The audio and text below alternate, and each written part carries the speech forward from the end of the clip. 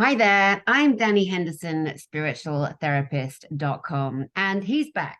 I cannot believe how many people asked to bring this beautiful man, Georgehlewis, back to my channel. I often put out requests. I say to people, do you want this person to come back? And did you enjoy this person? Georgehlewis, you great genius, astrologer, beauty. I cannot believe it was like 99 out of 100 people asked for you to come back. Welcome, my friend. How are you?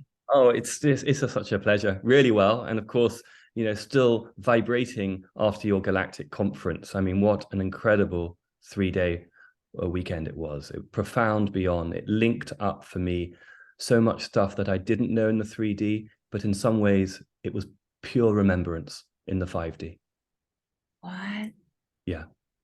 Yeah, Oh, you and I need to talk more about that. That's a bigger conversation. But I think I wow. speak on behalf of your 950 audience, actually. I think pretty much most people there, it was a powerful recollection.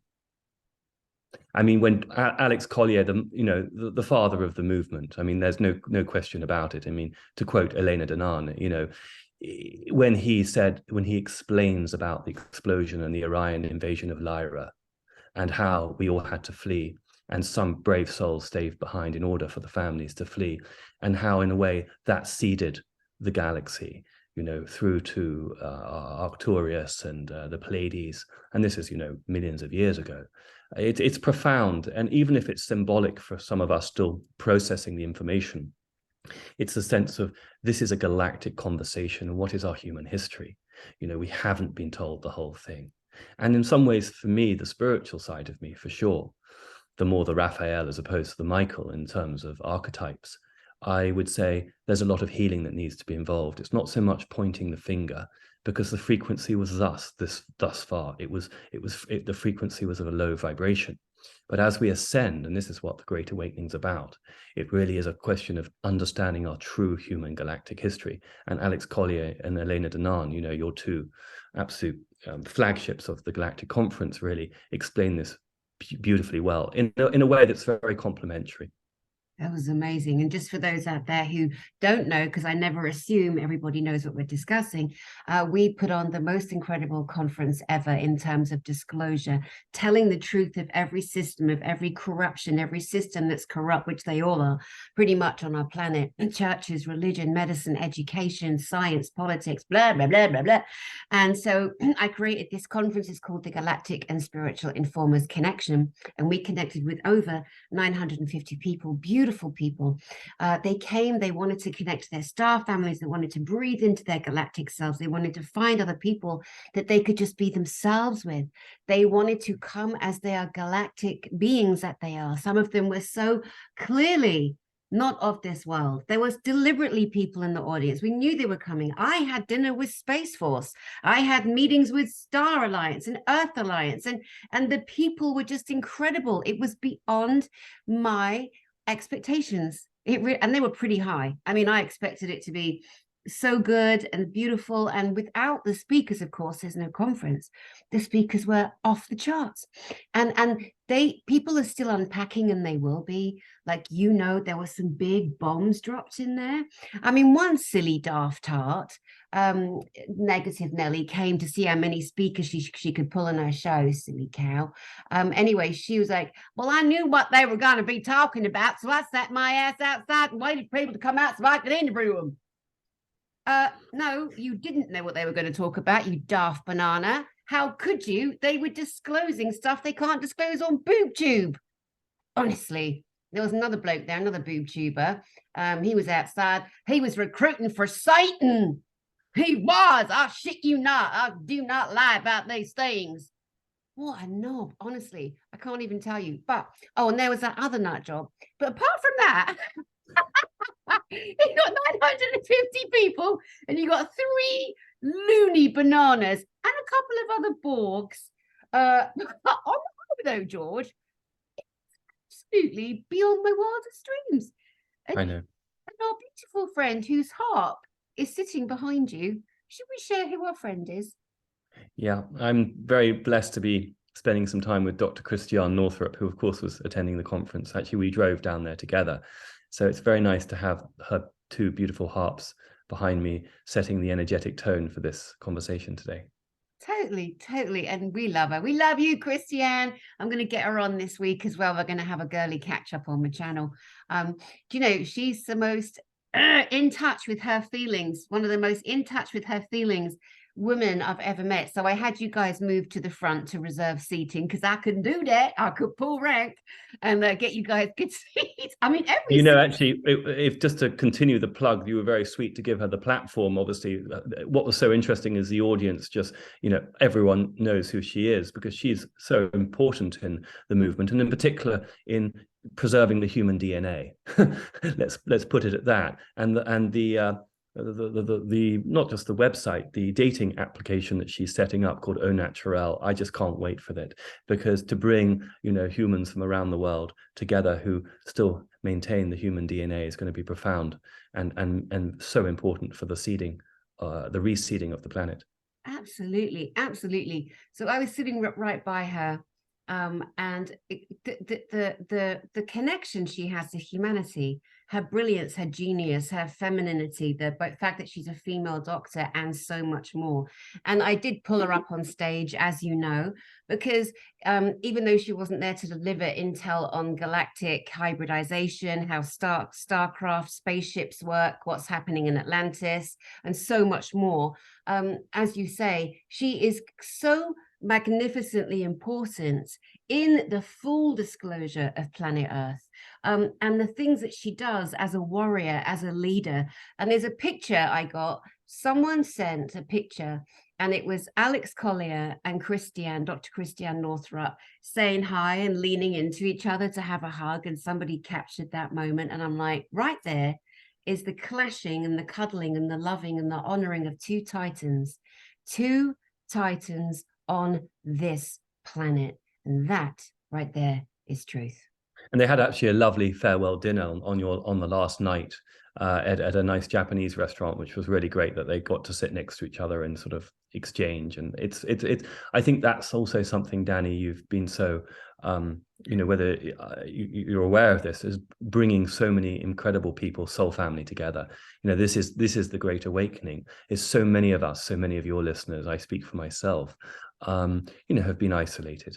And this is a time when we can reconnect in a way that is deeply profound. You know, the Great Reset, and we'll talk more about this, has created the Great Awakening.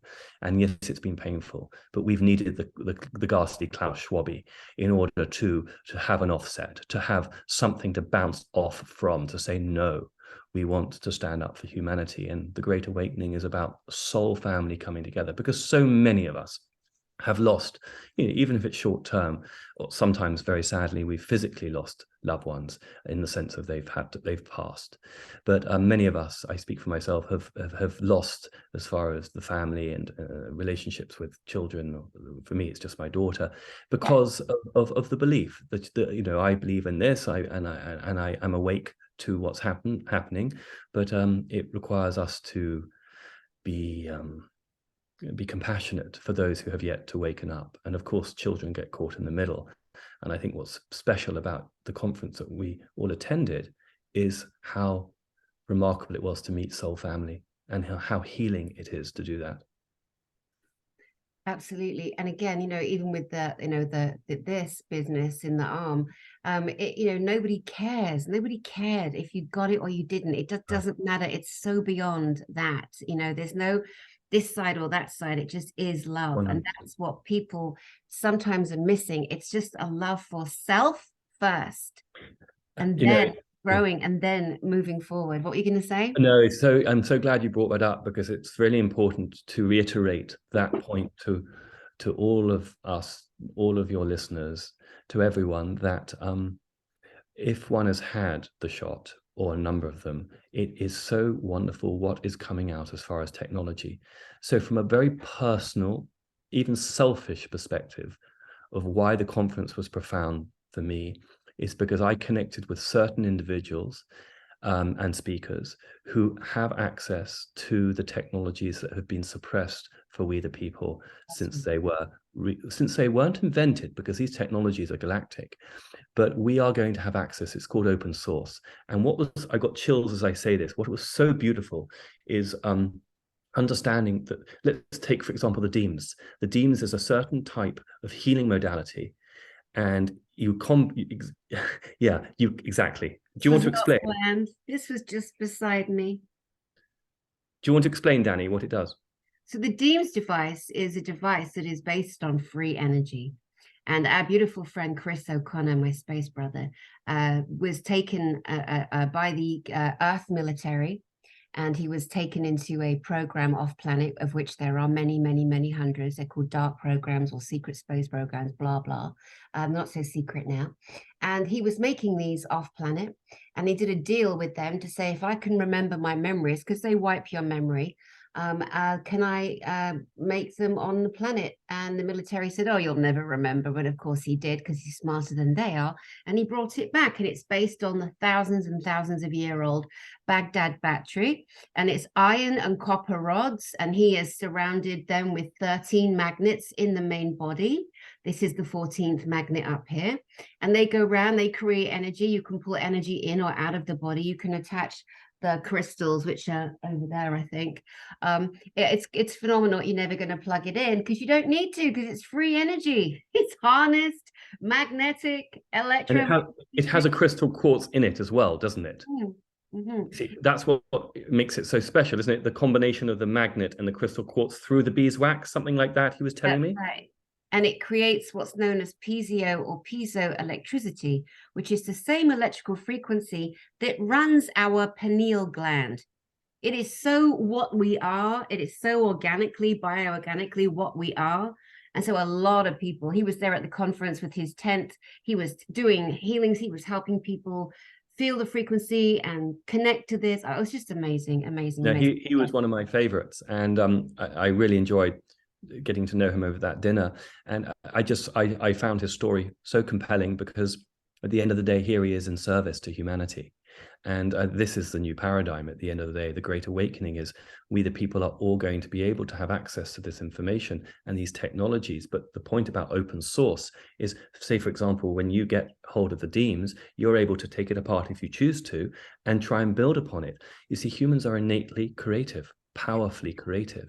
And when we are able to do that without fear, without any censorship, we really can create heaven on earth. And this is the new paradigm. And this is what the Galactic Conference was really helpful in laying down, bringing down as above, so below to planet Earth to make heaven on earth. Powerful stuff. Yeah, it was so beautiful, so beautiful. And there were so many extraterrestrials there. There were people cloaked, uncloaked. There were people that looked completely normal, but they really weren't. If you were open and awake, and if you weren't running outside for 10 hours a day, and you were in the room feeling that vibratory resonance, you were starting to see them. There were so many Hydra beings between the aisles and above the aisles. And at one point when I was on stage, I let people know that, and I helped people recognize a way of seeing them. One of the things I keep hearing the most is the love that people felt, and that like even when I did a roundup with Elena Danan last week, we couldn't stop crying. We kept bawling, and then I've been like that since it finished. I've been to England and back since then, and there are times I plug in and I'm like, oh my God, I'm so emotional. So many people raised their consciousness during that time. What about Quetzalcoatl? What about when we all activated?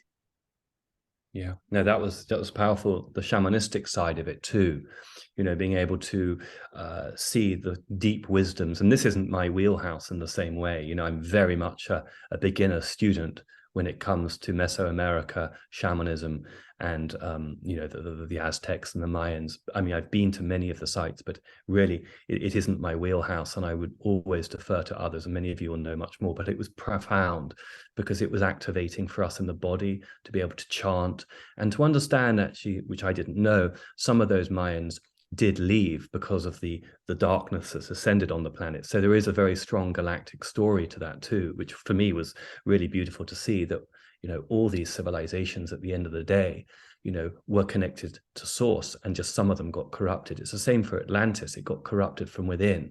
It wasn't always like that. I mean, I've always felt I've known that bit about ancient Egypt. I mean, I always say the astrology that I practice, which we call Western astrology, but it's actually Hellenistic astrology, which is Greek, which comes from ancient Egyptian, which is Atlantean. And so the astrology that I practice does go back to pre-flood, but it's come through little segments over the way, and it's got adopted and adapted, I mean, over the time. And I feel that's the same for all these cultures. We're just trying to put it all together, and only together, you, me, Dani, when you put your unique jigsaw puzzle together, that's what creates a civilization. Because up until this point, only the elites really have been able to tell us what we can and can't do. They've given us the illusion of freedom, but we're waking up to that reality that it was never free. We used to think, oh, freedom is, oh, I'm posh. I can go to Turks and Caicos for 2 weeks and sit in a posh hotel. I'm free. Nonsense. That's a total illusion. We're going to have freedom on this planet in a way that none of us remember. Yeah. We've never experienced it. We've never experienced, and this is a problem that people are going to have when they realize that we've never actually had free will.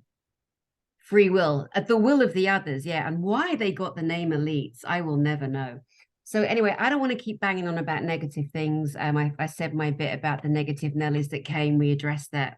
I really want to get into you, my darling, and your astrology, your brilliance, your genius. And can you please tell us what the flipping heck is going on our planet right now on November the 8th, 2022? Georgehlewis. Well, it's interesting right at the moment, because we are literally November the 8th today, lunar eclipse in Taurus. That means it's a full moon, but because the full moon is so opposite the sun, the Earth goes in its shadow. That's what a lunar eclipse is.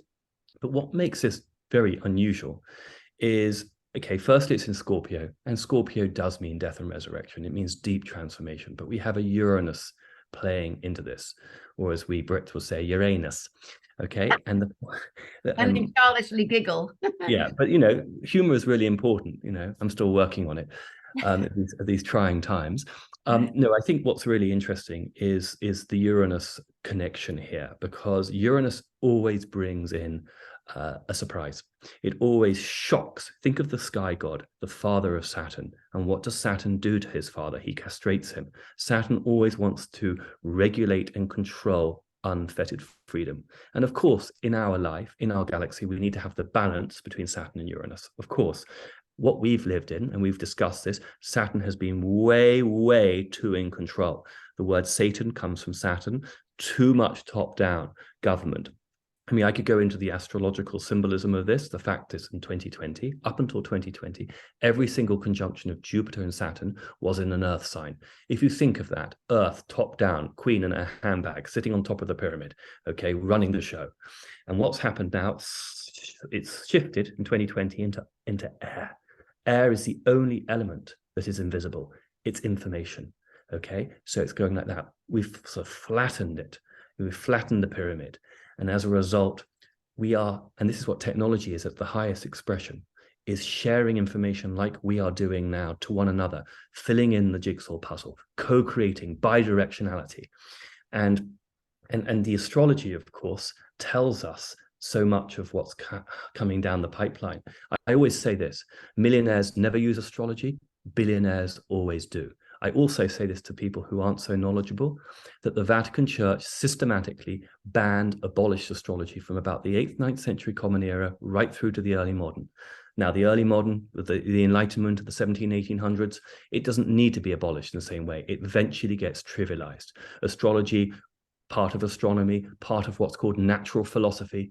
By the end of the 19th century, once the Rockefellers and all the other big families get a hold of it, like the medical, they say, no, we're not doing that. And it's sort of very cleverly trivialized. It's made into what I call Disney bubblegum astrology in the back of the Daily Mail. Copernicus to Galileo, and what the flipping heck happened to that poor bugger? Right. So astrology is such a powerful language for us to have an understanding of our soul contract, what's happening with events right now. So the astrology today, we've got this Uranus component with the lunar eclipse. Normally a lunar eclipse concludes something, but because it's Uranus, it's going to bring something new, which is unexpected. And over the next few days and weeks, don't forget, the eclipse cycle does take a number of weeks and months to play out. So I'm not doing any specific predictions. Here I am on November the 8th. I think something very wacky and peculiar is going to happen quite soon. But it's going to happen over the next 2 months, and it's going to be very unexpected.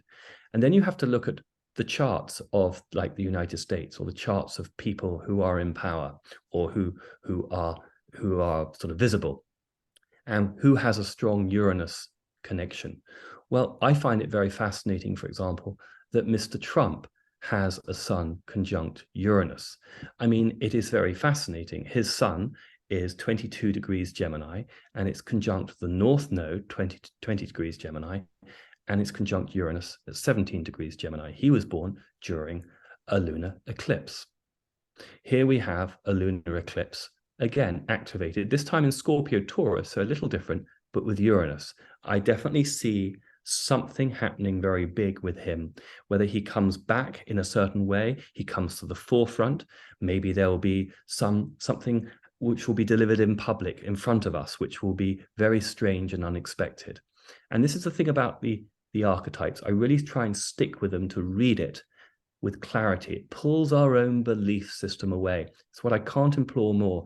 When we try and discover truth, the more we can pull our own desires, wishes, fears, all those human things which are very natural belief systems, ultimately, pull back from them and start to read the data. We then get closer to truth. And that's something which I feel is important. Didn't Nietzsche say, and those who were seen dancing were thought to be insane by those who could not hear the music? You know, we have to really open up our ears and be open to new frequencies coming in. It's why it ties to the galactic. You know, we are in a process of ascension. And as I said a moment ago, the Great Reset brought on the Great Awakening. And this is a time of huge, massive human expansion. And the more we can receive it, be open to it, bring out the inner child in us, the more powerful and restorative and healing it is. This is so good. I don't want you to lose any of your thoughts. We've made a couple of notes, guys. We're going to bring you some intel on China, Russia, and Japan. We're going to bring you intel on Putin, Trump, and Xi Jinping, because we can and we want to, and it's time, and it's all out there anyway. I wanted to go back to something you said about Trump. For those of you out there know, I'm a very outspoken, individual thinking woman. It's my right. And I personally, I don't care who you are in the world. If you've got a job to do, do it. I'm not going to bow to you. I'm not going to worship to you. That's how we got enslaved in the first place. I feel that that man has or had a job to do. Best he be doing it. And for those of you that think that he's running the militaries by himself, of course he's not. Don't be silly. He's doing a job. You know, we've got to stop thinking, oh, this person's a god, this person's a savior. That's how we got enslaved. No one's going to save us. We've got to keep, line up, shoulder to shoulder. Everyone has a role. Let's all listen. Let's all learn. Let's all be respectful, but also learn to speak up, learn to speak out. You know, and this man, as you say, he's got a very powerful personality. I mean, the fact that he was born on an eclipse, you know, it's actually quite fascinating in terms of personality and character.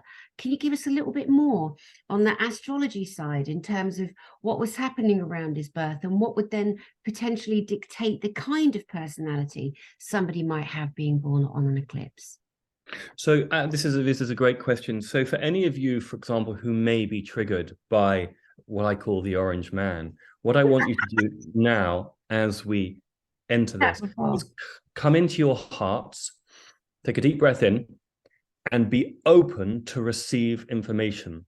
I want you to hopefully sense that I'm motivated by divine truth. I am really motivated to uncover our potential. I am a double Aries. What does that mean? I'm a sun, moon in Aries. I care about freedom.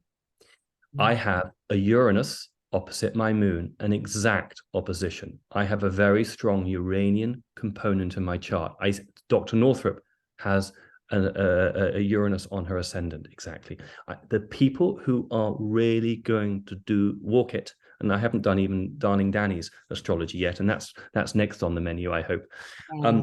have a strong Uranian component. So let's honor it. And of course, we can talk another time about a strong Saturnian component. And those people will be much more fearful of change. They will want to stick with a structure they know. I honor that, okay? And this is where the archetypes will be taught in the new earth. This will be the building blocks of the new universitas, of the new schools. Absolutely, has to be. But that's another conversation for another time. Mr. Trump has a Uranus conjunct his sun. It isn't important whether he paid his staff in 1982 well or not. I mean, I'm not interested in those debates now, what he did in the 1980s in New York. I don't know. But this man has karmically come in to do a job. Let's go through it. For me, the timeline changed in 2016. That's a big conversation. But up until that point, there were a number of timelines. Now, the dark hats believed that there was only one. Mrs. Clinton never wrote a failure speech. Really resonate with that. She never wrote a failure speech. They thought they had it in the bag. And Mr. Trump came in and they tried through one impeachment, two impeachment, the Pfizer thing, the MI6 and all the different. Let's just be a bit careful. Say Blinton or Cowpack or something derogatory. There were so many things, you see, which were basically going to stop DT, the Orange Man 45, from getting into power. And yet he was able somehow, some way to continue, and he's still there. One's got to look at it galactically. He has the Uranian principle of destroying an old system. All of us, me included, had no idea to the extent to which the system was so corrupted. Pluto is in Capricorn, 27 degrees. The last time that was there was the end of the British colonial control of the United States of America and the birth of the First Republic. That is what happened. That is Pluto to the degree, and it's called the Pluto return. The United States is going through that. There is so much evidence to show you very clearly that Mr. T has been placed there as the face to take down something. Now, let's tackle the 17th letter of the alphabet. You all know what that is, the 17th letter of the alphabet. Oh, this, ladies and jelly beans. Can we see that? Yes, I think we know by now, don't we? Did you see it all right? I think because of you may have to hold it up more. Yes, there we go. There we go. I think what is interesting is, we're having to play the art of war here. Sun Tzu, we're having to talk in symbols. Otherwise, cancel. That should tell you it all. Now, most of your listeners, are seasoned warriors with Dani. But here we go. We're taking down an old system that has been so corrupt that many of us have forgotten just how corrupt it is. And now the new republic is being born. It's going to take some time, but that's the Uranian principle. New beginnings, unexpected events, completion of a cycle. Saturn has been very strong for the last 4 years. If you look at it, Saturn rules Capricorn. Saturn rules Aquarius. Saturn was in Capricorn from 2018, 19, 20, then moved into Aquarius. We've got another 3 or 4 months, then it's out of it. Saturn is waning in his authority. Think of the alchemical process. Saturn sits on his throne like King Lear.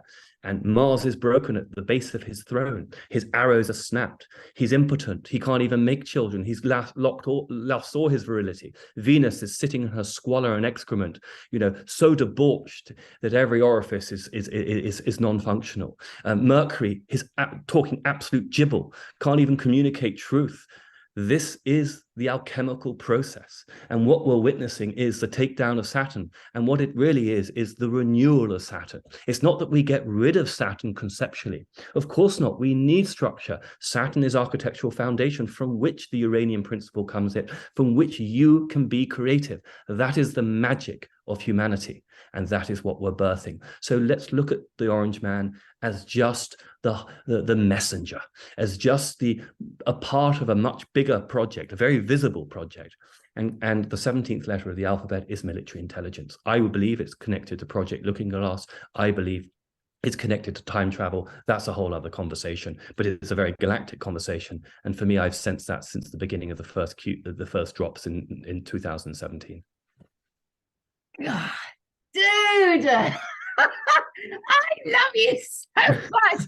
Okay, the sun is doing beautiful things as you're talking in that beautiful room. And you're sitting there and you're just going through. It's the most ancient, archaic yet beautiful, beyond Shakespearean expression in explaining Venus is sitting in her excrement and Saturn's dead. It's just so great. I love it. You just said we're witnessing the destruction of Saturn. What we are witnessing is the genius of George friggin' Lewis. Oh yeah. It's so good. Thank you. But listen, we're tapping in. It's an archetypal construct. We all have this genius. This is a thing where I'm just the messenger in that sense to activate our profound humanity. And that is what's so exciting. You know, I mean, I could go down in so many different directions now, but so we have to be open like a child to receive new paradigms. And when we're open, then we have to also touch the sternum, sense it in our body. It's called the somatic. Deep breath, because we know we're going to have to go down some rabbit holes. There is going to be some broadcasts. It's already starting to happen. Information is going to be disseminated in a way that the normies, the zombies, have no idea. All of you guys listening to Dani, you're kind of seasoned travelers, okay? You are the future. You are part of the teaching, healing, the mentors. I don't like the word elite. We were discussing about this before online. Ghastly word. And also the word culture, cult, from a cult. Sure. You know, that a lot of words carry spelling. We're going to have to reconstitute a lot of language. But at the end of the day, you are mentors to teach, to instruct, to lead through love. And it's coming from here. The new republic, the new earth, is going to be heart-centric. The brain, and the ancient Egyptians at the high frequency knew that the second brain, the primary brain, I should say, is actually from the heart. And then this had to be subservient. And we did the wrong switcheroo deliberately. We're coming from here. And that's the new earth. Yeah, that's the original blueprint. That's what we do. We read with our heart. We feel, we see, we sense with our heart first. Then that creates a feeling, an emotion. The emotion is in the brain. The brain configures what is there. And then comes the verbiage. I've been saying that for years. I love that. Wow. Okay, again, we could go 1,000 different ways here. Can I also just say one thing about the Orange Man? It's interesting because I know some of you are very keen astrologers, and actually it's been lovely to connect with some of Dani's subscribers because they've reached out to me for readings. And it's been a real privilege and pleasure to meet so many high vibrational people. And, you know, for me, that's a personal thing because of the isolation that we've all been in. Mr. T has Mars. At the moment, we all know Mars is in retrograde. It's in the mid-20s of Gemini. That's going to go right over the next few weeks. His Sun, North Node, and Uranus. Okay, that's really powerful. I happen to have a Mars in Mercury, and it's interesting that it's only when Mars moved into Mercury that Dani asked me to come and speak.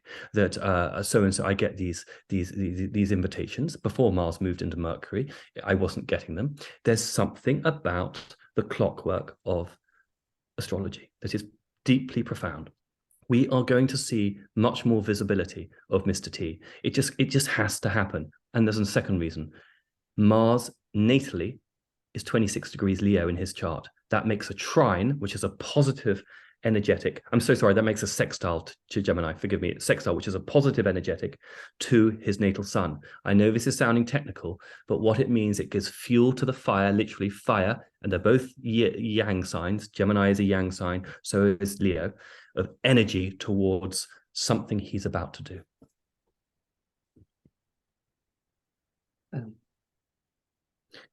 Again, it makes it less personal. It isn't about our belief system. This isn't Georgehlewis saying, you should do this. You know, I have a North Node in Sagittarius. I could, at a low frequency, be the proselytizer. I could be a little bit zealous. That's not good. Let's not be zealous, George. Please, let's be pious. It's a balance. Do you see what I mean? Yeah, you know? Yeah. And so, you know, I have a North Node in Sag. Now, one of my dearest friends, she's in her 80s. She'll probably watch this. She's absolutely brilliant. She's been through the first and the second feminist revolution in California. She's a bleeding heart liberal lefty, and I love her because her heart is so kind. I mean, way kinder than mine. And she's got a North Node in Gemini. So she just can't take a side at all. Oh, yeah. And so she's doing her archetypal beauty. And this is the thing about astrology. It teaches you radical compassion to understand what that life's about for that soul. Now, of course, we constantly have to polish. We have to keep it high frequency. So the low frequency of the North Node in Gemini will be, I'm not committing to anything. So basically, I roll over and I allow tyranny in. And the high vibration is to hold the space, to really be able to read the energetic between a high vibration and a low, and then do it your own, create the magic without necessarily taking a side with words, but holding the space for the higher vibration. You see, it's very mercurial. It's ruled by the magician card. Think of it in Gemini. It's ruled by Mercury. So it's holding space for that. Where Sagittarius is ruled by Jupiter. It's a passion. Come on, we've got to. That's why Dani and I get on. We've got to ascend together. And so I have to be careful with that. Oh, I don't know. We have to be too careful at this point. I think at this point we've just got to own who we are, right? Speak our truth, radical compassion. I do love that. Because as much as me, I'm a gobby bird at times. I am feisty. I do lead with passion. But the people I spoke about earlier who were very disruptive and very cruel and unkind at our conference, I do have radical compassion for them. I do want to say that. I'll still kick their asses, but I do have radical compassion for them, definitely. And like you say, leading with that North Node and just knowing who you are at this time, we've got no time left to not be who we truly be. If True. not now, then when? I have the answer to that. If not now, then when? The answer is then never. Then never. You will never. Because this is the time. Are we ready to move to Putin? Yeah, absolutely. Let's do that. So let's look at Russia for a little bit. So here's the thing. I'm just going to pull up I've got the Russian chart here. So Russia is a very interesting one because here in the West, we really have been sold a very specific story. And it's very complex because all of us have grown up, whether we're born pre-1989 or after, knowing that Russia has been the enemy for a long time. Now, let's not forget, in the Second World War, it was an ally of the United States and Great Britain and France. Remember that. It was an ally. And the war in Germany, and I'm not going to get into that now of what really happened. That's a whole other conversation. And again, I'm no expert on that, but there are some big questions. The point is, the United States and Britain and France, the Allies, would not have won the war in the same way without Russia. So it's a very complex thing. But Russia's chart is from June 12th, 1990. And what you see in it very clearly is it's holding up something which is very human. Russia has Venus right on its midheaven in Taurus, and it makes a nice trine of energy with Uranus and Neptune. This suggests that it's going to do things very different. Now, of course, we can spin that in the West as to say they're pariahs, we can focus on their making money from oil and gas and all that, and the oligarchs and all the stuff that the media tells us. And it's not that all of that's wrong, because humanity is messy. The three-dimension is messy. But let's talk about Russia now, today. And I speak as a deep patriot of the United States. Yes, I'm English as well, but I care passionately about we the people and the United States of America and its constitution. I mean, this is the life work as a healer, but someone who understands history quite profoundly. Russia's doing something very interesting. It's not anti-America. It's not anti-Europe. It's anti a criminal syndicate. It's anti a cabal, an economic, financial cabal that is associated with the global financial system, the World Economic Forum, the Federal Reserve, things like that. It desires to challenge that aspect of the status quo. So I'm just going to leave it at that. Otherwise, we're going to go too much into the detail. But there is definitely something about the Russian chart which is going to be seen within the next couple of years as, I don't want to say part savior, because there's no savior, but certainly challenging the status quo in a way in the Iranian way, a bit like the Orange Man, of taking down systems that are very corrupt. And Mr. Putin's chart too goes into that. But there's a scorpionic, even though he's a Libra, there is a, if you like, a scorpionic tendency, because it's all hidden in the 12th house. His sun is conjunct Saturn in Libra, and it's conjunct Neptune and Mercury. That's powerful. So he is very sly, sleight of hand. He's very, what you see is not what you get. He's playing a long game. So no one really understands fully who he is. And because it's 12th house, it's complicated. Mr. Biden has a lot of stuff in the 12th house in Scorpio. Here is what I would hazard a guess, is there may even been some shifts as to who Putin was during his life and our perception of Putin. I'm going to leave it at this, is when we understand technology, when we understand clones, when we understand prosthetics, to the extent that they've existed for decades, we begin to open up to really what's playing out in the early stages of the age of Aquarius.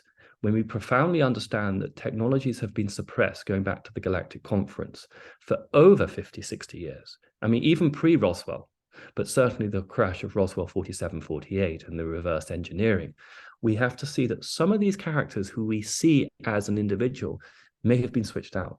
They may be different. And, you know, people say this a lot online, like with Mr. Musk, the change, Mr. Putin, the change. And I happen to paint portraits, so I like to observe face. You know, I'm going off on a red herring, but the resident, who we call the president, the resident for the last 2 years, that ain't the same man, honey. I mean, Dani's known this since, you know, get-go. But, you know, you've got to be open. We have got to be open to the fact that we have been hoodwinked. I remember I'm a student of Barbara Marcinick, who is one of the Palladian channelers. And she always says, you know, there are two types of people: the people who are conned and the people who are not conned. But even the people who are not conned, be prepared to be conned. In the sense of, well, always, this is an informational war. And I sit here in front of you today. I don't have the final say. I don't have the last word. I'm trying to figure it out, just like you and I. But I am trying to figure it out. And I use my intuition. I keep my pineal gland as fresh as possible. And of course, that's intense with the chemtrails. It's intense with the polluted water. It's intense with all the dirt in the food.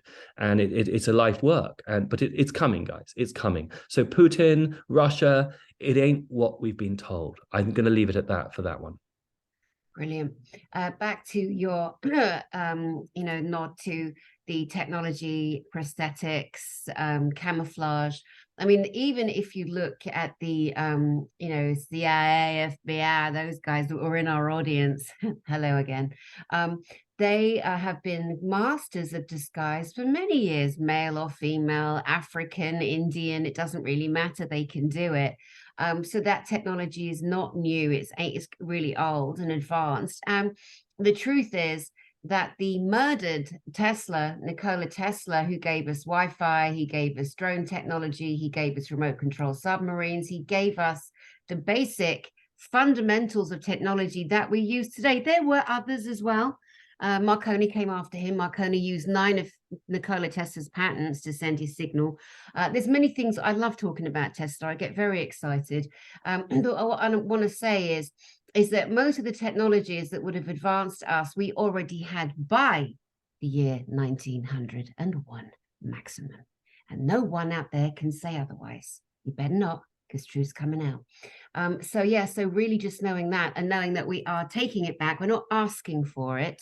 We are taking back our planet. My planet, your planet, our planet. And it's really exciting. It's so exciting. And that idiot, Klaus Schwab, who dared to stand on a self-made platform, World Economic Forum. I mean, what a plonker. I'm going to make myself a World Economic Forum and stand on the stage, and I'm going to say, to the world, you will be happy, and you will own nothing. Mate, you can shove it. Go ahead, please.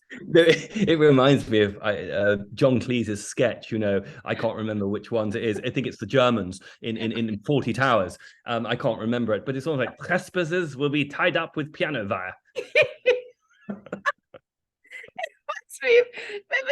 sure it was in French. It was hello, hello. Yeah. Zero, dear. Listen, you gotta have a laugh. Even dark humor at times, you gotta have a laugh. And if you get triggered, then take a look at that, because we've got to heal up this Yeah. stuff. But to that po-faced tosspot, who have people who dared to come for the conference. I mean, that happened in real time. That beautiful conference was targeted by those people. You know, it happened, and you ain't getting away with it, Poppet. You But ain't. I think, you know, what's really positive about that, I mean, firstly, you had a beautiful, kind, small group of security, which was important.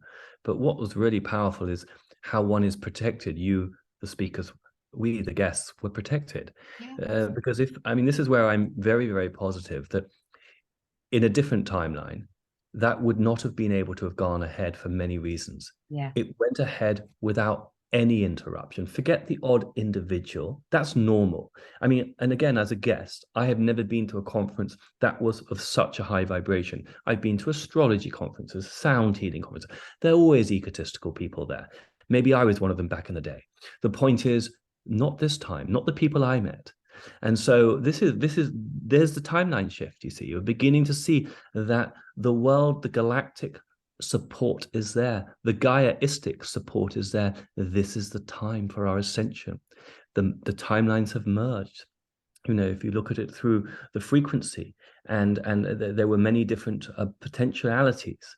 If you look through the Orion Q Project Looking Glass before 2016, but there's been an merging of the timeline. There is only one outcome, and that is why the certificate of vaccination identity, the whole system, was brought in order to stop the ascension process, but it's not possible. And I go back to this time and time again for those who did for travel, or because they wanted to save granny, or whatever the reasons are, took one or two of the jibbity jabbities. There are going to be healing modalities galore coming out to help and to reconstitute your DNA. It's very exciting. And that's my life work too. And, you know, Dani and many of these people are going to be there profoundly to help in that area of expertise. Yeah, definitely. I know somebody yesterday who's in a new relationship, and she said to me, oh my goodness, he said to me, are you jabbed? You're not dumb, are you? I mean, I'd be like, you're dumped. But you know, that she's, yeah, it's interesting, everyone's opinion on it. But yeah, definitely there's things coming out to help us all. And back to the Tesla environment, he was murdered in his hotel, and his papers were taken, and they were apparently passed on to Trump's uncle John.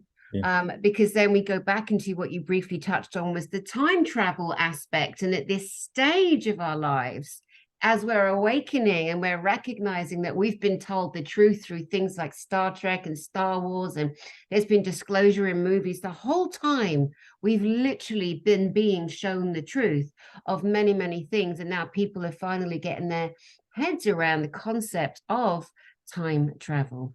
So what say you to that, my friend? I mean, this is where I go into my body and I tap into the sort of channeling part of me.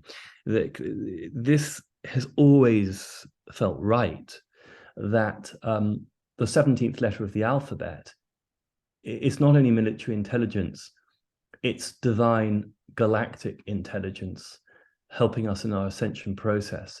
The ultimate thing is, of course, to wake up enough people so we can take control, and then they don't need to be here helping us. And Alex Collier has spoken at length about that, is how we bring power back to we the people in a way that we can govern ourselves and travel galactically without necessarily asking our older brothers and sisters for help. But the Tesla thing is fascinating, because John Trump was very close to Nikola Tesla. And from what I have understood, is he was able to keep a lot of those papers and inventions in a safe place prior to the three-letter organization, takedown of the older man. And I feel what's interesting is there was a book written in the 1880s or 1890s about Baron Trump and how his father owned these big buildings in New York City. Now, there's a lot of stuff that you begin to think, wow, in logical, linear, three-dimensional terms, this is impossible. But when you bring it up to the 5D, or to a different frequency bandwidth, it starts to make more sense. So I implore you all, as I've had to do, is to expand your frequency of possibilities. And again, that's the Uranian principle of connection to our higher divine source. And then suddenly things start to make sense. And then we lose some of our fear because we realize, wow, it's like the radio station. Instead of 95.8 FM and the bandwidth is very stuck there. And if you go up 95.9, you can just about hear it, a bit of static, and 95.7, a bit of static. Beyond that, nothing. We're expanding the bandwidth. So what happens is there's much more higher frequency, but there's also more lower frequency. So we can see the darkness, which before was so hidden. You know, I mean, some prominent people, you know, have committed some very, very dark things. It is going to come out. You know, oh, it's conspiracy. You know, Mr. Ike's been talking about this for decades. Well, you can call it conspiracy, but what's the difference between conspiracy and truth? Well, normally it's 6 months. Right. I think it's less than that now. I think it's about a week. You know, we're not standing for it. We're not taking it. We're telling the truth. We're disclosing everything that we've decided that we are going to. We, the people of the planet, on and off planet. We humans, we hybrids. This is our planet, and we're owning it, and we're on it, and that's the end of it. We've got to come up with a new name for the low enders that call them. I mean, I tend to look at it in terms of unintegrated frequency. I mean, you know, the normies, whatever, but and we've all been there, me included, when we haven't integrated stuff and we're coming out of the frequency of fear, which is around 72 hertz. You know, I mean, there's other conversation. I know I'm jumping around a bit. I mean, I'm a musician, I'm a pianist, and I tune my piano to 432 hertz. And it was thanks to Dani that a lady from England, a beautiful piano tuner, she contacted me for a reading, and I read for her yesterday morning. And she has now decided to tune all her instruments, her cello and her two pianos, to 432 hertz. I know this is a little of a segue into something else. It's important. Can we just go there for a minute? Yeah. This is also one of your you know, high archetypal areas is sound healing and frequency. So I'm going to put you on screen, and please can you tell us about 432 and how important it is and why we should do it? So 432 hertz is the natural frequency of our planet. And in the 1880s and 1890s, the Royal Academy of Music, and I think it was the the Academy in Florence or Milan, they both decided to shift it to 440. Now, this didn't fully come into, you know, global or European effect until really the 1930s, and then totally solidified at the end of the Second World War. But the 440 is an inconjunct. It doesn't sit with us naturally within our own rhythmic sense of musicality. So when you tune something to 432, again, this is not just 3D. Yes, you can make a case that 440 may be, you know, more universal, and it's easy to tune. All the instruments are the same thing. Again, Saturn. So it's making everything like Saturn. One size fits all. It's called the hive mentality. And the real vibration is 432. It's the plants, it's the flora and the fauna. And I test this on dogs and cats. And I play music at 432. And the reaction from the animals is very different.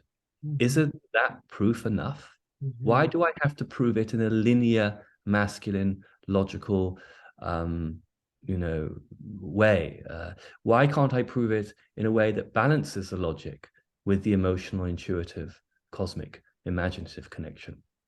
And so when you tune something, any instrument to 432, you begin to make magic. And this is when I go galactic. The Arcturians and the Andromedans are very fascinated by us humans, and the Palladians as well, because they're very, very good musicians. And there is something divine. Music is the universal language. And when we're allowed to make music, we profoundly heal. And so I'd say to all of us, let's make music. And that can be someone who doesn't even consider themselves a musician. You know, it's really about the vibration, humming. I mean, I should have brought one of my sound bowls in, you know, chanting, and you try and work from the middle eye, you might start to see colors. And you're really tuning into something, as opposed to being self-aware, and we all have the ability to vibrate, and it opens up the neurological pathways within us, and we become more activated. Our divinity, the divine, comes from the Sanskrit divya, to be self-illuminated. We really become whole, and as Nietzsche would say, we're integrating the left hemispheres of the right hemispheres of the brain, which is the Apollonian and the Dionysian, and it activates. So actually the neocortex lights up, and that's when you start to see colors, and that's when your aura increases. So it's kind of exciting. It's so brilliant. Again, we could go off on and just speak purely on sound frequencies, healing in the body, toning. Each of our organs is attuned to a certain vibratory resonance. There is a man who used to cure cancers in the body, and he would swear that each of the organs resonated to a piece by Mozart, or a resonance from Beethoven or Haydn or Grieg, and he had this whole philosophy of a body of work that he proved for this to be entirely possible. You mentioned a percentage, 72% frequency of a somewhat negative emotion. I thought you were 72 hertz. Right, I thought you were going to dive into David Hawkins' work, the power versus force. Again, all of those emotions that we have in the body, they resonate to a certain frequency, which we can literally monitor, we can calculate, we can actually measure that. And it's like when people say raise your frequency, when they start to understand that the density of a negative emotion, which has its own vibratory frequency, which has a harmonic, right? A harmonic resonance, the lower we are, the denser, the sadder, the physically heavier we feel. Like our physical body literally moves to the harmonic frequency in the body. It's like when you're just so happy and you're singing, for example, there's no way you can't raise yourself, but when you're like, oh, show me the way to go home.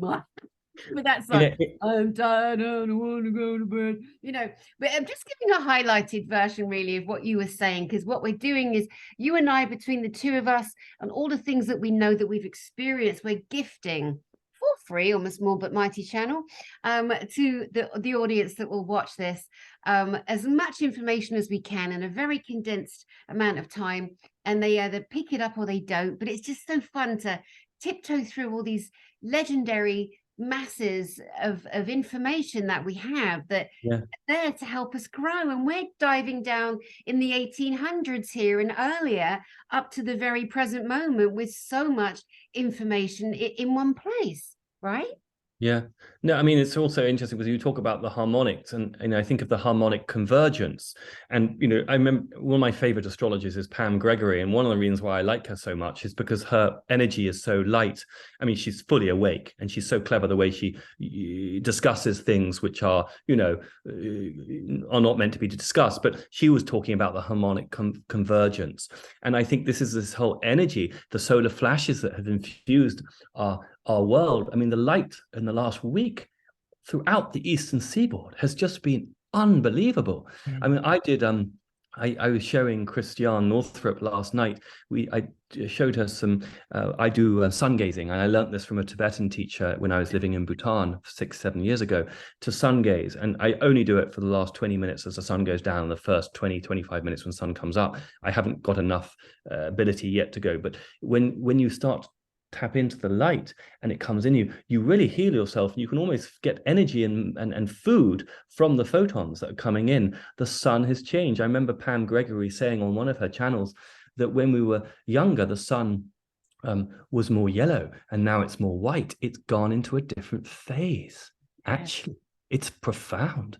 It means we are imbibing more photons. And I'm not a scientist, so you guys, you'll be able to fill in the gaps here, but you can sense from my energy that we're onto something here, that we are upgrading our DNA.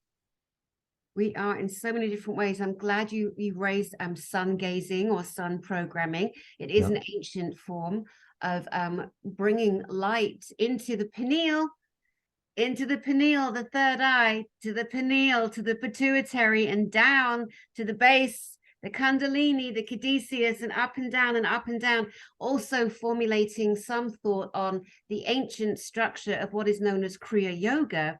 It's Kriya Yoga with a K is not based on the physical Eastern poses, the asanas that one might think.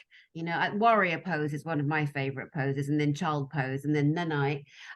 But with Kriya Yoga, it was based on the teachings of the ancient rishis, one of them being Yogananda, Paramahansa Yogananda, and he brought Kriya Yoga to the West, and one of those practices was focusing on the Kundalini energy, the coiled serpent in the first chakra at the base of the spine, and allowing it to come up the spine like a beautiful white light up the spine, all the way through into the brain, through the pituitary, through the pineal, and kind of stopping here and imagining a white star, and then breathing it down and up and down and up. And I so wanted to be initiated into that ancient technology, and I tried for some years to find a way. It felt so important for me that I knew it.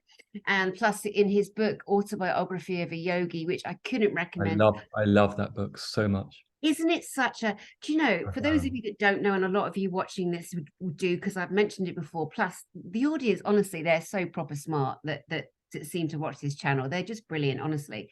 There's a lot you don't have to explain, not to be patronizing, but it is a fact. They're so smart. And you know, I said to people before, Steve Jobs, when Steve Jobs died, he had time to write his funeral, create a funeral plan for himself, and he gifted everyone at the funeral, so we're told, there are photos, of a copy of that book, Autobiography of a Yogi. Now, what to me is so fascinating about that book, and I even went to the self-fellowship because I lived in San Diego, and one of his gardens is there in Encinitas. And I went and I actually asked permission to write the script of that book, the film script. And I was going to name it A Boy Named Mukunda, because that was his original name. His name is Mukunda. And Mukunda grew up in a regular town in India where it was very normal for them to have holy men, holy sages. You know, he would run down the street and see the levitating Swami. Swami is another word for holy man. The Swami would sit and people would sit around, and he would go into his trance and he would literally levitate. There was another beautiful bull-headed huge man who could literally put the Bengal tigers into trance with his energy. There was another Swami who could create any kind of smell of any flower you ever imagined just through the palm of his hand. He could pick up a dead flower, place it in his hand, and energize that flower back to life. And that's just 3 of the ancient Swamis that in the days of Yogananda growing up in the 1800s, that it was the norm to see these men with practiced metaphysical, physical abilities. You know, all of that has been shut down as well, but no more, but no more. It's so interesting you talk about that example, because I have such a wonderful memory of my son. He's now 14, but when he was 5, 6, there was a butterfly that was, we would buy a lake upstate New York, and there was a butterfly that was wounded. It couldn't fly, and he was down playing in the sand, and he put his hand down, and then the butterfly walked onto it, and he held it in his hand for 15 minutes, and then it took off and flew. And I just, it was a profound moment for me of understanding the power that children have when they're allowed to be children. And, you know, to be serious for a moment, it's always been about the children.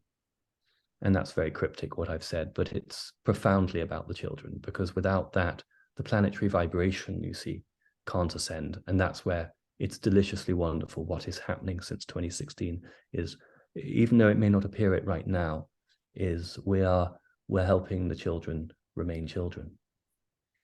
You know, just to tap back into, and not to get too solemn, because obviously it's an area that you and I in particular can drop down into tears and grieving. The harmonic frequency, to me, the highest on the planet, bar none, is the laughter. Children laughing. There So is, true. right? There is Yeah. just something about that. And because there's been so much darkness, it's wanted the young, the youth, the children to be inverted. They reverse that beautiful high frequency of joy to the low screaming frequency of pain, terror, murder, etc. Again, putting wow, I just had a whole swipe of negative energy come in there. But these are the conversations that we have freely and will continue to have, and we will never stop until the planet that we live on, that we love, that is ours, our inheritance now, is cleared of all of the dark debris that has harmed our babies. So that's what's going on. That's what time it is. That's beautiful. And, you know, humor is so important because it's so healing. And we all have to, you know, allow ourselves to drop back into that, especially after the last 2.5 years. You know, we're all in the same boat here. You know, it has been challenging, but bring on the humor. And because it does help with healing. I mean, people who are positive tend to live a lot longer than people who are negative because they laugh more, you know. I always remember, I can't remember that saying. Let me see if I can remember it. Oscar Wilde says, "Oh, to lose one parent is a tragedy, but to lose two is carelessness." Oh God. Wow. So I made notes as we're going through so we don't lose everything. You want to talk about China? You want to talk about the Chinese chart? I do. I just want to your sun programming, because I know how much this is healing for people. I want us just to quickly touch on that. I'm going to give my method, and then please can you share yours so that any of you out there that want to get into this know it's just powerful. Your eyes are not going to burn and fall out of your head. It is a myth that is to keep you away. Okay, so 20 minutes where as the sun's coming up, I will sit eyes open wide and stare directly into the sun, and I will allow the rays to come through my third eye or my pineal and down to my pituitary and take it up and down my spine. I will do the same at the end of the day as the sun is coming down, not when it's at 12 o'clock in the sky. That's just silly. You know, we need our corneas. Okay, they can be somewhat damaged apparently, and I don't want to risk it, so I don't know that much about the eye and radiation frequency. But what I do know is that I feel totally safe. 20 minutes, as you said, sun coming down, sitting and doing the same. And sometimes I don't even look at the sun. I close my eyes and I can just see right through here, and I focus on the rays coming through here and lighting me up. And it's beautiful. It's a beautiful practice. It's kind of a yogic, calming, meditative practice, and I recommend it to anybody. Now, what is your method? Well, so I mean, all that what you said is just deliciously resonates with me.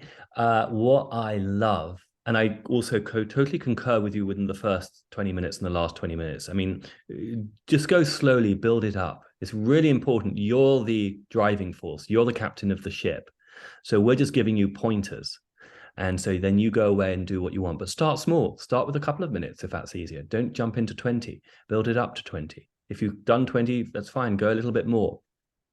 What I find so delicious about sun gazing, and I learned this first in Bhutan with a number of the monks, and they are amazing practitioners of this. And some of those Tibetan monks, of course, do it, you know, at the height of noon, which is remarkable.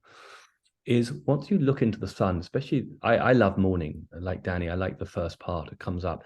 When you stare into the sun, you start to see the second sun. And that's a portal. And you start to see the dark in the middle of the sun. It's a little darker, not dark, but it's a little more shady than around the edge of it. So it's almost like an eclipse, and yet you're looking at the orb. And as that happens, sometimes it opens up and light comes through again, and lots of colors, and then you can enter it.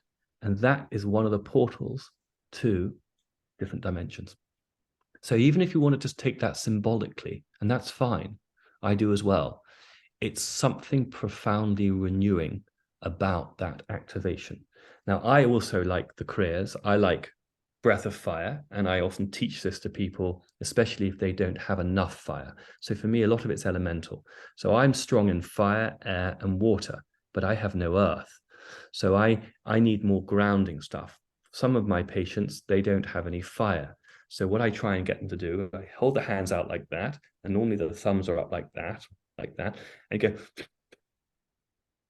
belly, it's like a Buddha belly, outlet, and you create fire in you. Now you can do that sometimes in front of the sun, because you're using the sun, as Dani says, in through the pineal, down through the pituitary, and then down the spine to the perinatum. and start playing with it like a flute, or however you want the analogy to be.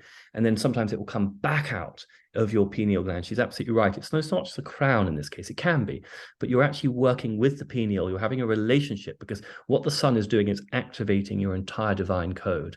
And it's giving you, it's light language. And so you're having a relationship with the sun. The ancient Egyptians called it Ra. The Greeks called it Apollo. It's the same concept. And so you end up being playful like a child. The child is the sun card in tarot. It's the young boy sitting naked on the horse. He's resplendent in his glory because he's divine, not in the ego sense. He's divine because he's at one with the sun, conscious light. That's so beautiful. I love it. I love it. Look at the beautiful audience that are going to be so happy to have all these little drip, drip, drop, drop. The beautiful healing techniques, the ancient information that is now pouring out the way that it pours out. One more thing on the sun for me was I was sitting on the beach many, many times in Costa Rica with my friend Asha, who was a speaker at our conference. She did the Maya Yoga, ancient technology, again, hidden information. And she had such a short time to speak. And it was a shame she didn't get longer, but it was such a packed schedule, wasn't it? It really was. It came on right after Ketsa Shah. With Asha, we'd sit on the beach in Costa Rica where we both lived the last couple of years. And I would say to her and her daughters, I'm like, look at the sun. I could see like a massive purple doorway going through the sun as I was watching it shifting and changing. Because, you know, like those of us who are extremely clairvoyant, I am extremely clairvoyant. I didn't realize that people can't see the things I see. I mean, some people are just in denial, of course, but so I will look at something and I don't know how it is, but I can see different things. And so I was able to see the metamorphoses of the sun. And they'd be like, I don't see it. I don't see it. So I'd be like, right, squint your eyes a bit or cover one eye and we did a couple of things. And now and again, they'd say, yeah, I can see the doorway. I can see the portals. I can see the second sun. I can see the third sun. I can see this. I can see that, you know. And then where's that bloody moon been? Where's it been? Bloody moon keeps hiding. And the stars. Have you noticed that too? Like, where have they all been? Georgehlewis, putting you in. Well, I mean, that's a big one about the moon. Yeah, I mean, I think and these are just feelings from my perspective. The moon, someone once described it as the adjudicator. I found that a funny term, but an interesting term, because let me put it this way: as an astrologer, the moon is in a sign for 2.5 days. When the moon is in Aries, there are more accidents on the road. There are a few more murders at the low expression. At the high expression, people get things done quicker. And the moon in Taurus, and so on, you know, maybe more music, more grounding, more lovemaking, more whatever. The point is, watch where the moon is and how it affects you in your chart. So if you have a moon in Taurus, when the moon goes over that, what does that do for you? The moon affects everything on this planet. Was it there naturally to begin with? My inclination is no. It's been placed there. When, I do not know, but it is hollow, like many other asteroids. It could be even similar to a Death Star. But these are feelings. I don't sit in front of you today saying I know. I do not know. And I like the freedom in the fact that I'm still always willing to learn, to improve. I don't have fixed beliefs in this regard.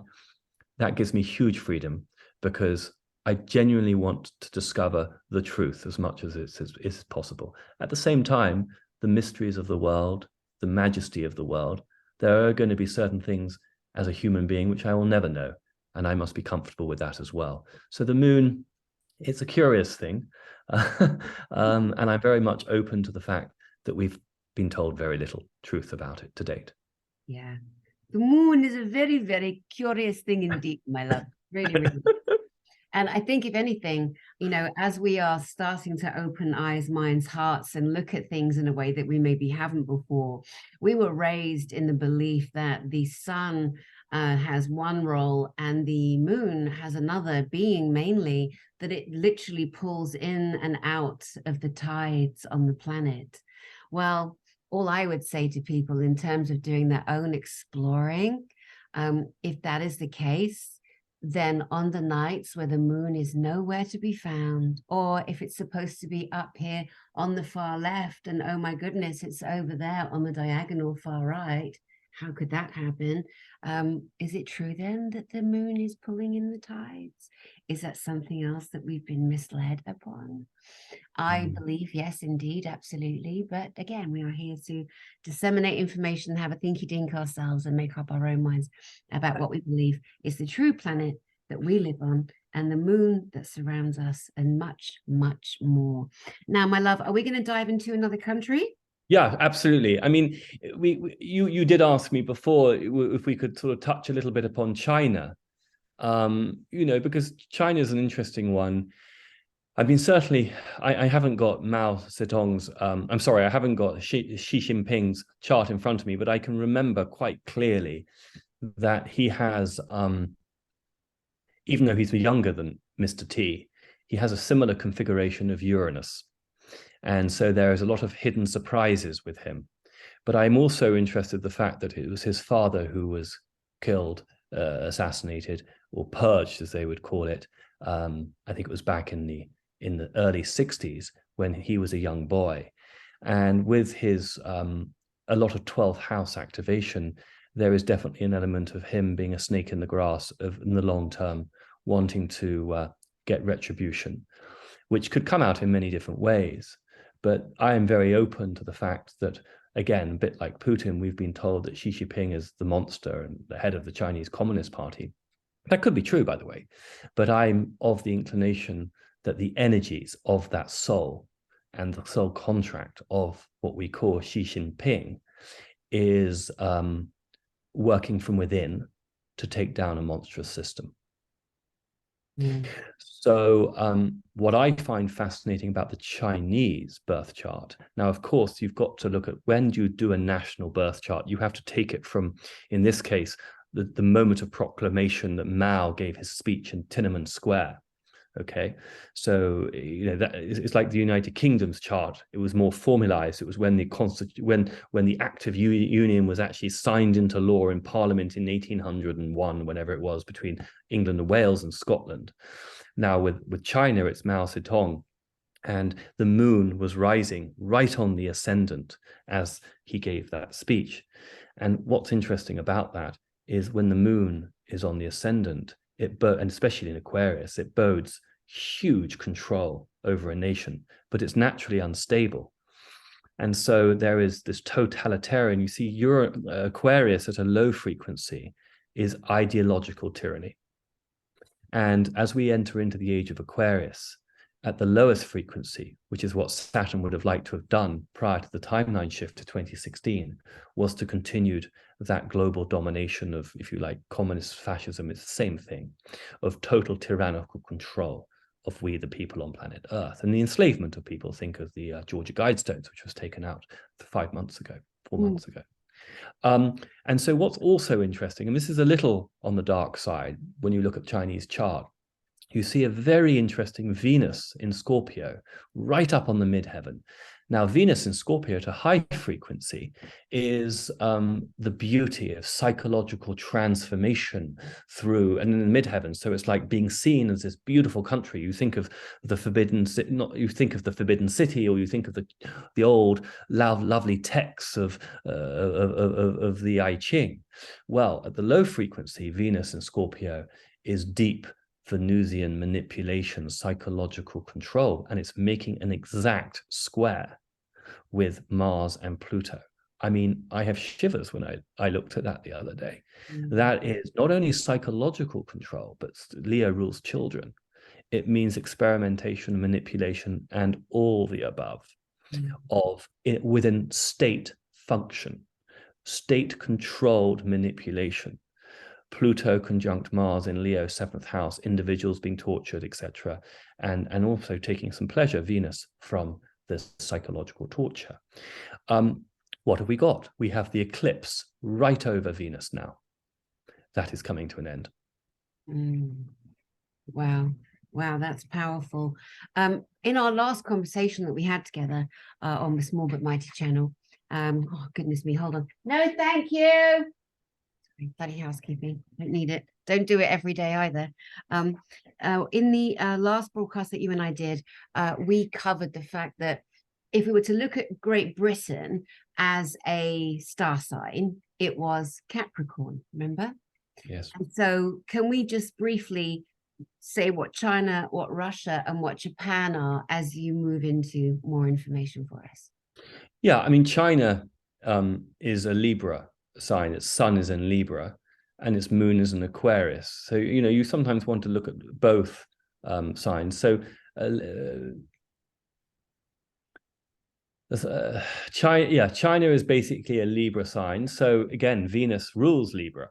So Venus is up on the midheaven, but it's a very deceitful Venus in some ways. I mean, at the end of the day, though, China has the most remarkable, beautiful culture.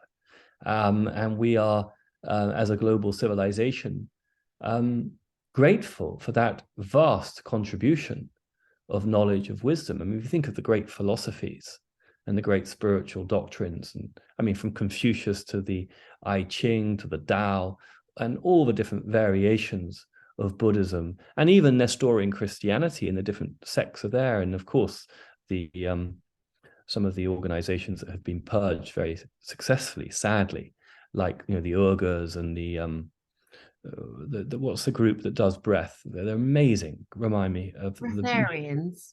No, the ones who do the what are they called?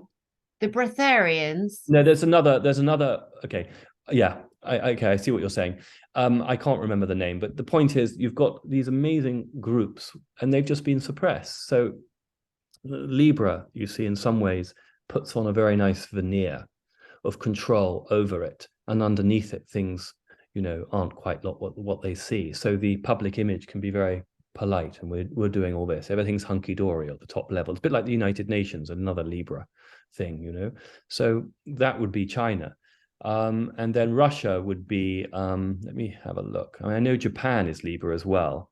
Let me see. Russia. Yes, and actually, funny, if we want to talk about Japan, Japan is a little different because it does have a moon in Aquarius as well, but it's not so close to the ascendant. And what you have with Japan, there is this powerful, in its documents, you see, the thing about Japan is when it was signed, when the Treaty of Japan after the Second World War, it was turned into a pacifist country, you see. I wrote down some notes, actually. Let me just see what I said.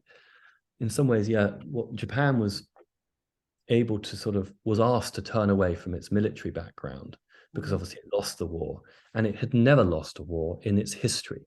So before Nagasaki and Hiroshima, Japan was very proud of its military background, a bit like Britain. I always find Britain and Japan quite similar because they're both military, empirical, monarchical countries, traditionally, well, with a lot of strong tradition and hierarchy and class.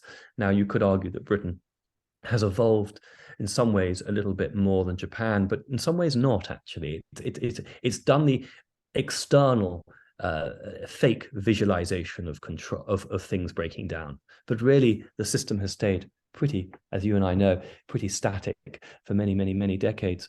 And Japan, here's the thing with turning into a pacifist country, it's Venus is up on the midheaven too. It almost became about the bonsai trees and the beautiful blossoms, and everything was about the beauty of the country. I mean, we all go to Japan and think, oh my gosh, you know, the temples, the landscape, you know, it's so transformative from a sort of spiritual perspective, but it hasn't been able to expand it out globally in that way. But certainly with the current eclipse, there's a lot of shifting happening in Japan as well.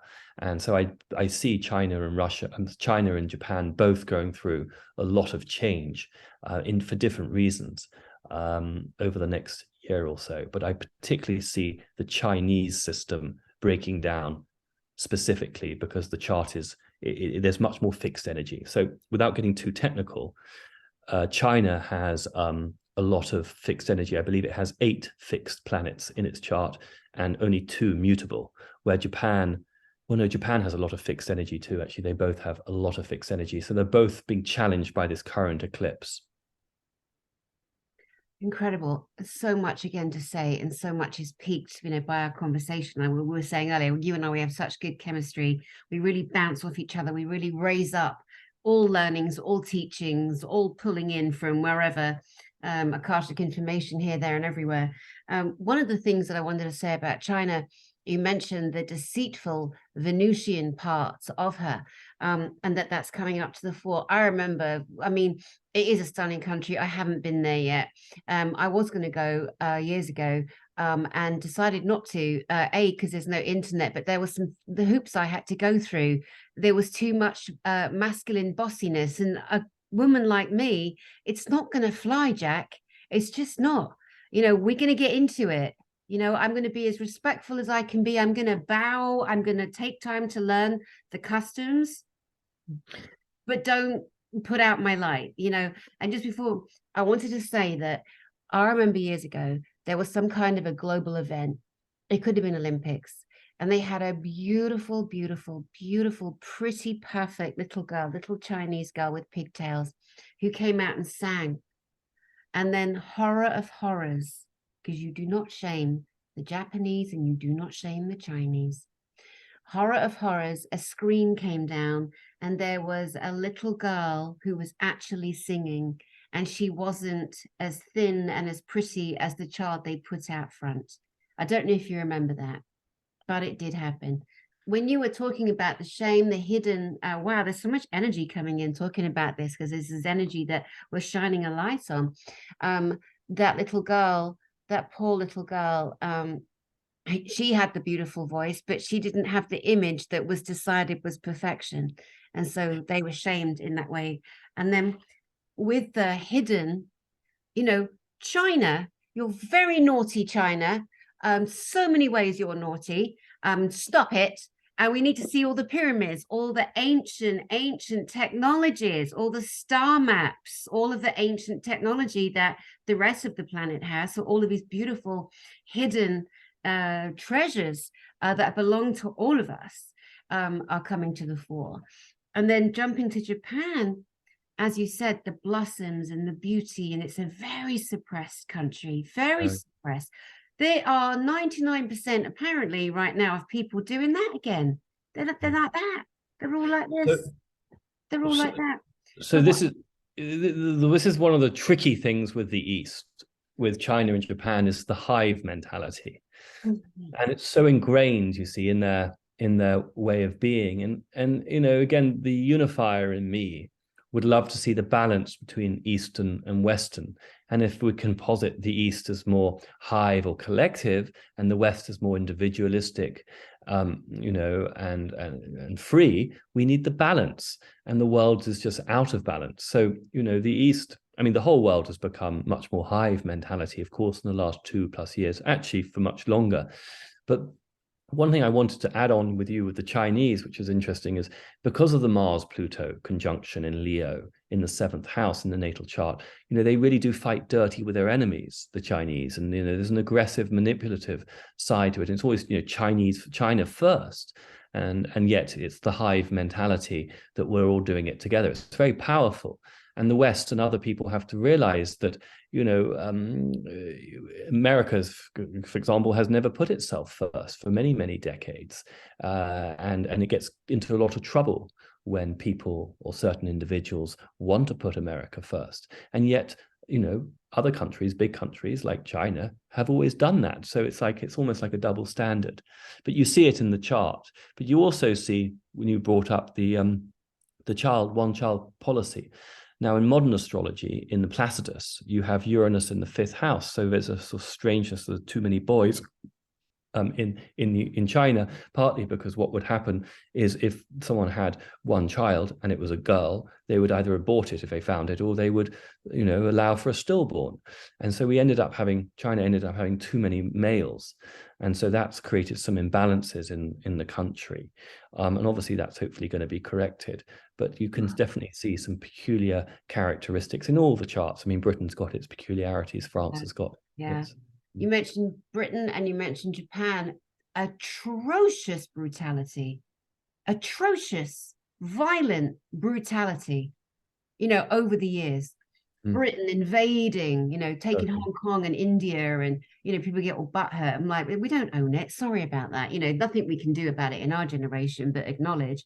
But the Japanese, so vicious in their samurai, in their conquering, in their war, in their military strategic thinking, with all of that ancient background and the more modern day wars, World War I, World War II, for example. And now we look at today in this whole different kind of mindset environment, which is much more quiet, much more suppressed, as we said.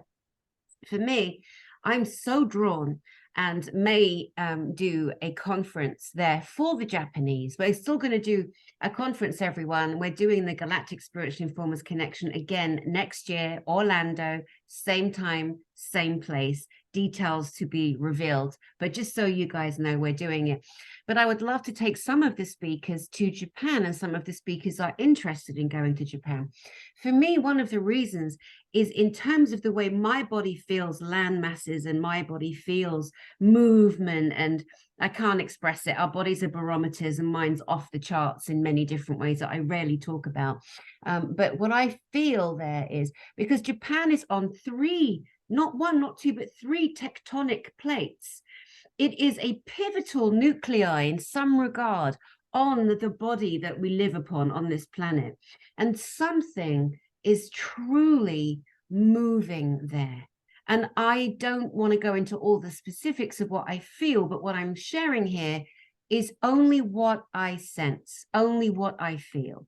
And I feel that Japan in particular this year is extremely important in the physical ascension of this heavenly body that we live upon.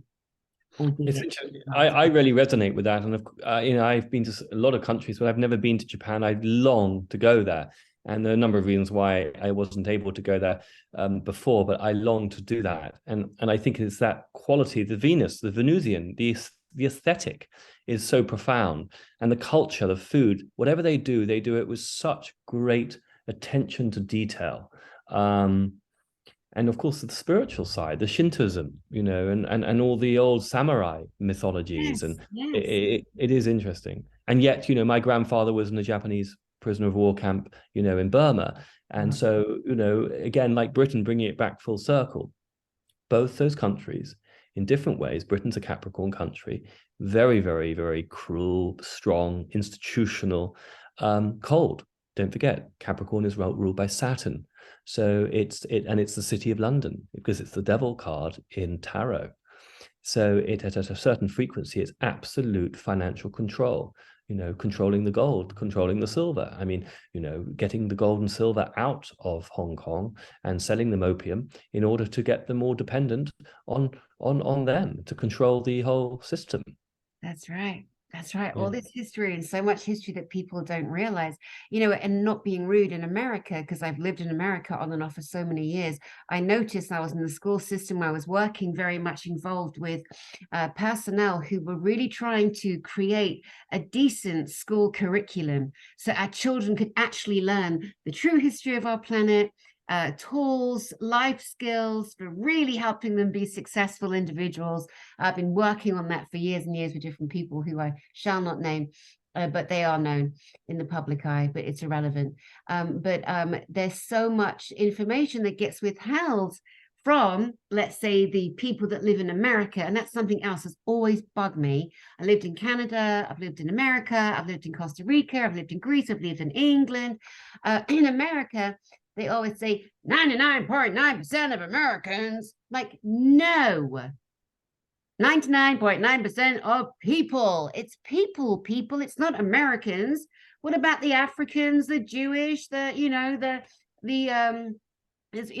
all the other different ethnic groups, of which every country is now pretty much made up from, because we are all the earthlings. We make up all of those beautiful colors. So yeah, so it's people. But it makes me sad that a lot of the information that you and I have freely had access to in our educations growing up, and Britain is and can be such an open ancient knowledge that we have access to. And I've noticed on many different levels and areas where I've gone to study, and I'm like, oh my God, you guys don't know that. Not patronizing, just I assumed they would, but they didn't. And they don't in some areas. And that can be said for probably every country, but it was just an observation of mine, darling. No, I love that. I mean, it's a very good observation. Yeah. So going back to China, Japan, Russia, do you feel that we've said enough about the overarching archetype and birth sign, star sign, astrological sign, vibration of each of those three countries? Yes, and I think what we're witnessing, and it sort of all coincides with this eclipse, and obviously eclipses play out up to 6 months from the actual physical eclipse, which is today. Certainly for the next 2 or 3 months, we're going to see huge change in all these countries, because this is a global upgrade. It can't just happen. You see, in 1776, the last time Pluto was in Capricorn, it affected the West, but it was the United States, the physical land of the United States, that broke away from Britain, and France and Europe continued pretty much as is. There were some big influences, of course, because we had 1789 and the French Revolution, which was the tail end of Pluto in Capricorn. But, the United States had a big effect on Europe, but this time the United States is having an effect on the entire globe. I know that it may not seem totally true to the listeners right now, but it's kind of fated that the United States Constitution this time around will be rolled out. It will be upgraded and it will be interpreted in a more enlightened fashion. But there is a serious purity to the intent of the Constitution. The fact that it's been so poorly misinterpreted and because of nefarious economic and otherwise reasons is another point entirely. It is a beautiful document. It's a beautiful philosophical document. And it's something we could be very proud of if we were to continue to upgrade it and make it part of the treaties of humanity as we go into this new earth. Mm-hmm. Mm-hmm. Yes, it's for the people, by the people, not for the little gang of non-elites that think they're in charge. Because, and again, I'll have to say lately, that's what time it is. That's what time it is. My darling, we've covered 432 hertz. We've covered sun gazing. We've covered the book Autobiography of a Yogi.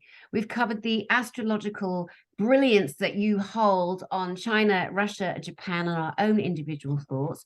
We talked about Tesla, time jumping, time travel, some touching on symbology, and you're a brilliant symbologist, and I would love to go into more detail, but I think we'll save that for next time. And what I want to say to people out there watching, I said at the beginning of our broadcast that I've never been asked so many times to have a particular guest back on the Small But Mighty channel, and you're him, Georgehlewis, and I know that people will really enjoy this, enjoy your intel, your input, your energy, your vive for life, your joie de vie, and so much more. And again, guys, if you out there were particularly interested in any of the subject matter of this conversation, then we welcome you to ask us in the comments, not the live chat, but in the comments section, anything that you would like George and I to cover in more detail. And I'm pretty sure that we'd both be very delighted to do that next month. And also, George, I think it's really important for you to come back and reconvene next month to see what has moved in terms of the astrology and astronomy of each of the bodies that we spoke about today. No, I'd absolutely love to, because of course the big elephant in the room in a 3D sense in the United States is this midterm election today and how that's going to play out, because, the solar system is so broken, something has to give. And there's no point speculating that. But I would want to finish just by saying this to all of you, that, you're all very brave. And when all is said and done, they are going to want to hear your stories. They're going to want to understand, how you walked through the fire, how you managed to hold your head high and stand up against all the propaganda and all the lies, and stay strong. And because of this Phoenix, because of the lunar eclipse in Scorpio, you are the Phoenix rising. You are going to come out on the other side even more powerful than when you entered it. and you're all legends in the making. But the thing is, most of you don't even realize that yet.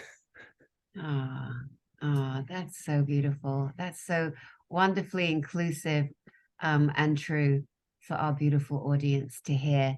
And it's my definite passion and my joy, for people out there, for everybody, no matter where they are in whatever regard they find themselves to be, to really, really anchor into self and to really know and self-soothe and love and recognize what you just said, that all of us are rising and changing into something greater, into something more, and into something I pray that we will all value much, much more going forward, as we come to understand how desperately important we are on this beautiful planet.